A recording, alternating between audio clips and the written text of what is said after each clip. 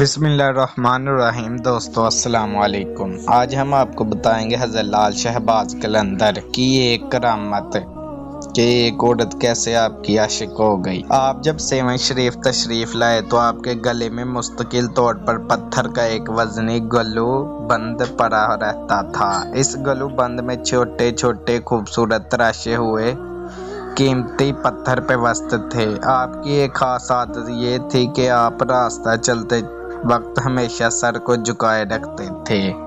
کسی مجلس میں تشریف فرماتے تو گردن گم کیے رہتے تھے۔ روایتوں میں ہے کہ آپ کانوگن نامی محلے کے قریب ایک گلی میں اکثر دین کی تبلیغ کے لیے بیٹھا کرتے تھے۔ اس محلے میں کانوگا ایک مشہور ہندو خاندان تھا جن کی عورتیں پردے کی سخت پابند تھیں، مگر اس خاندان کی ایک عورت آپ کی بے حد عقیدت مند تھی۔ آپ جب بھی اس گلی میں آ کر بیٹھتے تو وہ عورت بھی اپنی بالکونی کی کھڑکی میں کھڑی ہو جاتی اور گھنٹوں آپ کو دیکھتی رہتی اور اسلام کی تبلیغ کی باتیں سنتی۔ اس عورت کی دلی خواہش تھی کہ کسی طرح حضرت لال شہباز قلندر کے چہرے مبارک کا دیدار کر لے، مگر چونکہ آپ ہمیشہ اپنے سر کو جھکا کر بیٹھتے تھے اس لیے وہ عورت آپ کے چہرے مبارک کا دیدار کرنے میں کامیاب نہ ہو سکی۔ ایک دن اس ہندو عورت نے وحشت کے عالم میں بالکونی سے چھلانگ لگا دی اور حضرت لال شہباز قلندر کے قدموں میں جا گری۔ اونچائی سے گرنے کے سبب ہندو عورت شدید زخمی ہو گئی۔ بس اسی وقت ایک نظر آپ کے چہرے مبارک پر ڈالی اور دار فانی سے کوچ کر گئی۔ جب محلے والوں نے یہ دیکھا تو ایک ہنگامہ کھڑا ہو گیا۔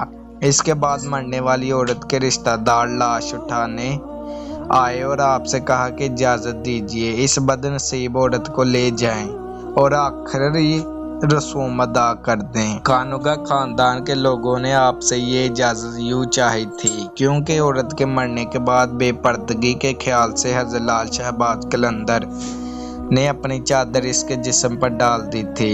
یہ بات پہلے سے ہی اس ہندو خاندان میں مشہور ہو چکی تھی کہ یہ عورت آپ کی بے حد عقیدت مندوں میں سے تھی اور صرف وہ اللہ کے نور کو آپ کے چہرے مبارک پر دیکھنے کی خواہش مند تھی۔ جب لوگوں نے آپ سے پوچھا تو آپ نے بے ساختہ فرمایا کہ مجھے سے کیا پوچھتے ہو، یہ تمہاری امانت ہے، جہاں چاہو اسے لے جاؤ۔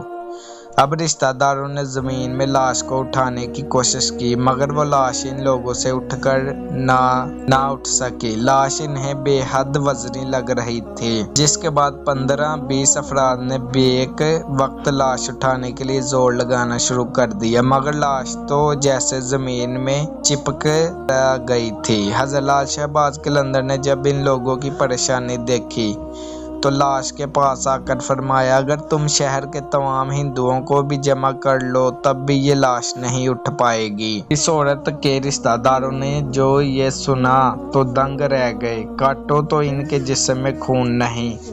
تمام ہندوؤں کو سکتہ لگ چکا تھا۔ کچھ دیر تک یہ سب بغلائے رہے، پھر ان میں سے ایک نے پوچھا کہ حضرت آخر اس عورت سے گناہ کیا سرزد ہو گیا ہے، اسے معاف فرما دے تاکہ اسے یہاں سے لے جا سکوں۔ آپ نے جلال کے عالم میں فرمایا بات ثواب اور گناہ کی نہیں، بات صرف اتنی ہے کہ عورت کی قسمت میں جلنا نہیں ہے۔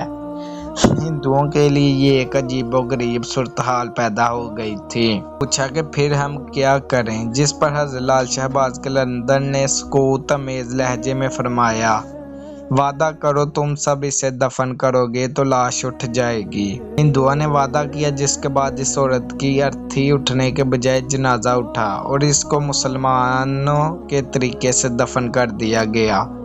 اس عورت کی قبر سیون شریف میں موجود ہے جسے ہندو مذہب کے لوگ دور دور سے دیکھنے بھی سیون آتے ہیں۔